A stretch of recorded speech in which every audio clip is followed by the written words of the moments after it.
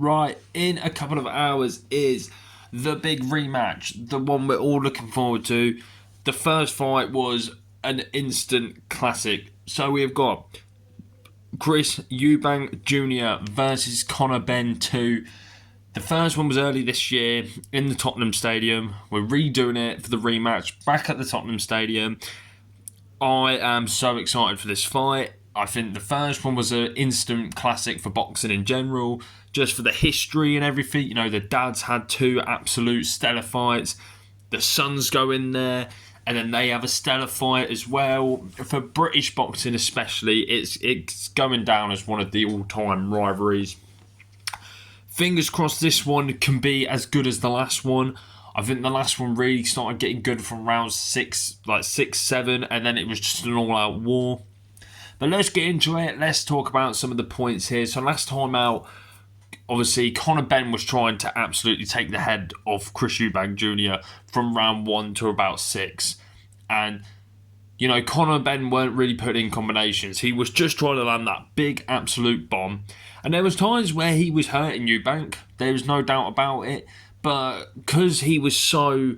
I think because he was so angry with the build-up and everything like that, I think this time around, Ben will be a bit more like, right, I need to box a bit, not go for the finish. Like, if it comes, it comes. If it doesn't, it doesn't. I think Conor Benn needs to box more.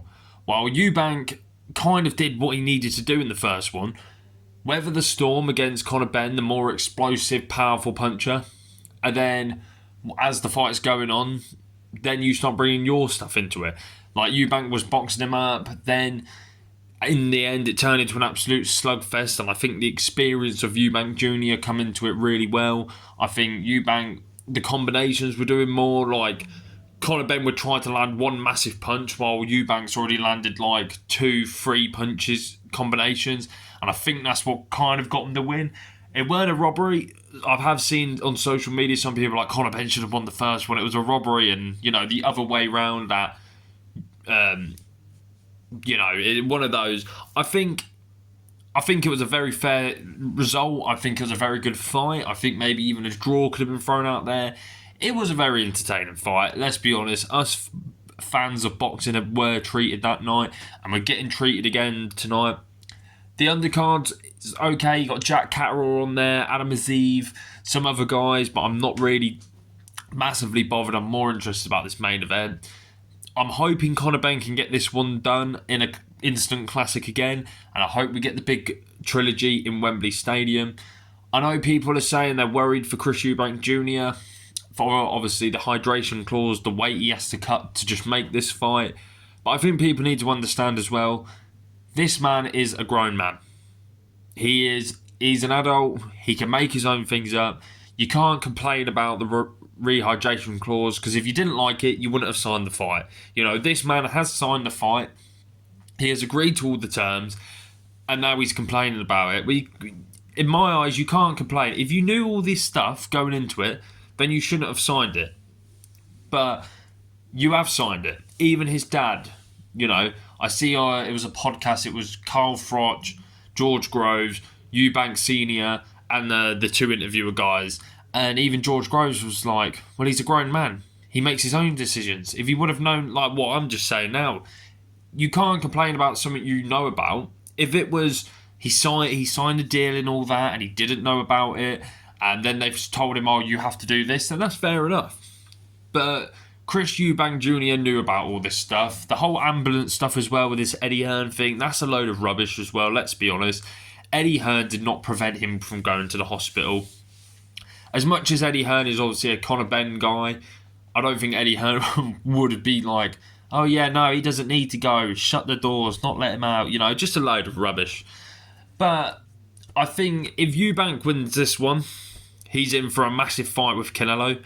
Obviously, Canelo just being in a massive fight as well against Terence Crawford. I think that would be a great fight for both of them next. For Conor Benn, obviously, if Conor wins, then the trilogy has to happen. And I think for Conor Benn as well, he really needs to get this win here. Because if he doesn't get a win, then no trilogy's happening. And the Benn name will never have a win against the Eubanks, you know. Chris Eubank Senior and Nigel Benn fought twice. Eubank won both of them. The first one with the sons. Eubank won the first one. Now the rematch is happening. Conor Benn needs this one just for legacy, just for the Benn name in general, to say, yep, we've got a win here. Even if a trilogy happens and Eubank wins it, then at least Conor Benn and Nigel could be like, well, actually, we've got one against you guys. So, you know. But I'm going to leave it as that. Actually, that's a lie. Who do I think is going to win? I think I'm going to go with Conor Benn. I went with Conor Benn the first time. I think Conor Benn knows what he did wrong in the first fight, and I think he's going to right those wrongs. I think for Eubank, needs to start a bit more earlier. But at the same time, when you've got someone trying to take your head off, it's easier said than done, isn't it? We're just fans who are watching it. We may do, like I've done boxing in the past, I do mixed martial arts now, but it's easier said than done to go, oh, just dodge it, or this and that. No, when you've got someone with crazy power, it's not as easy as it is. So I think Eubank, though, does need to slightly box a bit more in the first one, because that's what it was. The first half of the fight was Conor Benn's. Then the second half was a slugfest, but I'd say the rounds were going a bit more towards Eubank just for his combinations. But I think this time around, Conor Benn will know what he did wrong. And I think Conor Benn will get a decision win, maybe even a KO. And yeah, but let me know what you guys think about this fight, because I'm so excited for it. It's in a couple of hours. I think the event is on right now as we speak.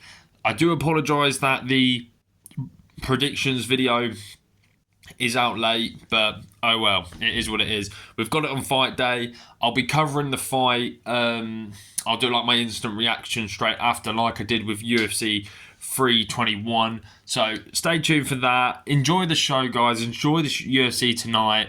Let me know what you guys think about all of it in the comments below. And like I said, enjoy your night, guys.